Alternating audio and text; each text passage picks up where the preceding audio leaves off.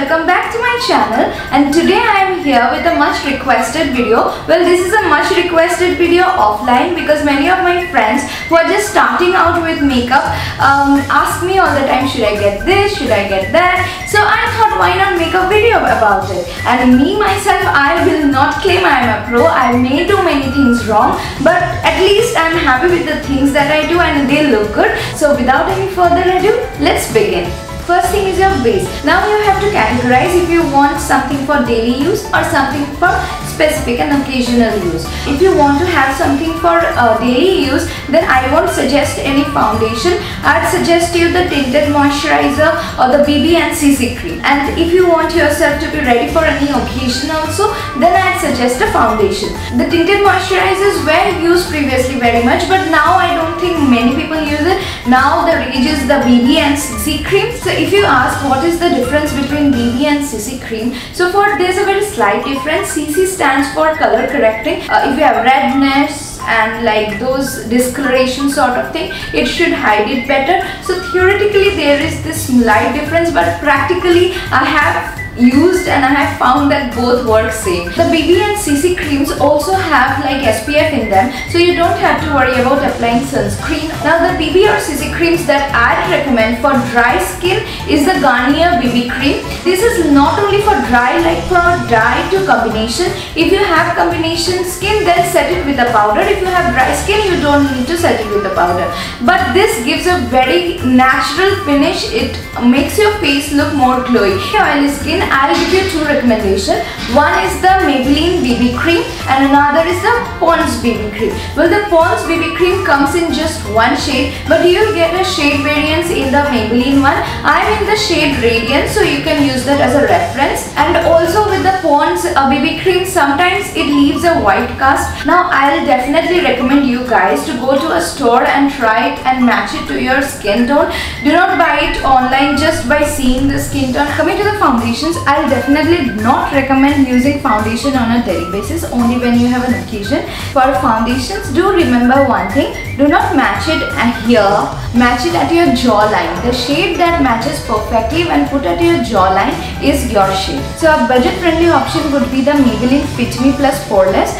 I'm in the shade Natural Buff in that, but if you are fine with investing a bit more on your foundation, the best foundation hands down is the M.A.C Studio Fix Fluid. I've been using it for like 3-4 years now, and this is a foundation that will stay in place for hours on end. You don't have to retouch. It will feel like it's your skin. It won't make your look cakey and all, and it's very buildable. I'm in the shade NC37. Now if you're using a foundation, then make sure you have moisturized your face. You can skip the primer. For beginners, I don't think primer is very essential.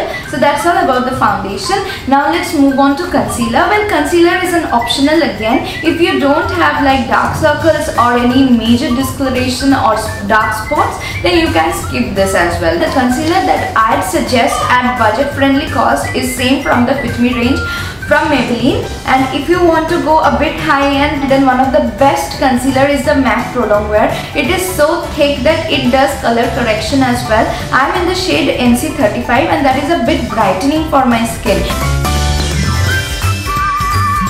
Now we are done with our base and we have to now set it with powder. The powder that I am using is from Maybelline. It is a compact powder from Maybelline. It's very reasonable and it's good too. So for the eyebrows, I generally have dark eyebrows, so I don't draw it again. I just fix it with some Vaseline. For the eyeliners, there are now various kinds of eyeliners. You have sketch eyeliners, liquid eyeliners, gel eyeliners, and you might think which one you should choose. For a beginner, I suggest this eyeliner. It is the Lakme's one. It is very basic, but the application is easy and it is dark in color. And if you do not have a stable hand, I'd suggest a sketch eyeliner. This is the one I am using here.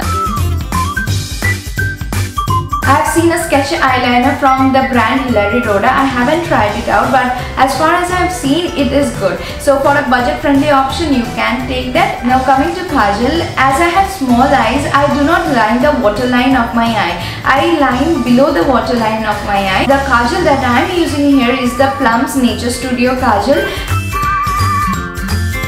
And a budget friendly option of such similar smudge free dark kajal is the Face's Magneteyes. Well, one tip I'll give you before applying kajal, while you're powdering your whole face, also powder your eyelid area and also below your eye. If you apply powder and after that you apply kajal, your kajal won't smudge. In the mascara section, the Maybelline Lash Sensational is a clear winner. So the way you put your mascara is you try to close your eyes and then you open the lashes with the mascara.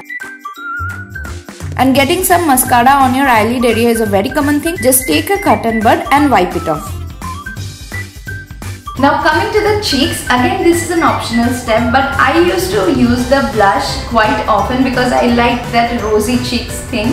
So I have been using this blush for I don't know how long. Coming to the lipstick, I'll link a video where I have listed like 5 lipsticks under 150 which should be great for the beginners. Here I am using Miss Claire shade number 5. Well, Nykaa recently launched Miss Claire brand. These lipsticks are very good. They are matte but they are not drying. So if you want budget friendly liquid lipsticks, then you can definitely try this. Another thing which many people would be like, what? She is mentioning it in a beginner's video, but I believe having a highlighter is a must. I am applying this highlighter here and not at all places. I'll just apply it at the tip of the nose, on my chin and under my eyebrows. These are the places, that's it, but you can see the difference that it makes. And I think for a beginner this should be it. Nothing more should be required. But some of you who are a bit more adventurous, I'd suggest a contour palette. This is the contour palette I use and the shades are awesome here. In the beginner section, an eyeshadow is not required. If you want to try colors, you can go for colorful eyeliners. So that's it for today's video. I hope you found it useful. So share this video with your friends and help everyone out. So if you have liked this video, please don't forget to give a big thumbs up and please subscribe, and I'll see you again on Friday. Till then, bye.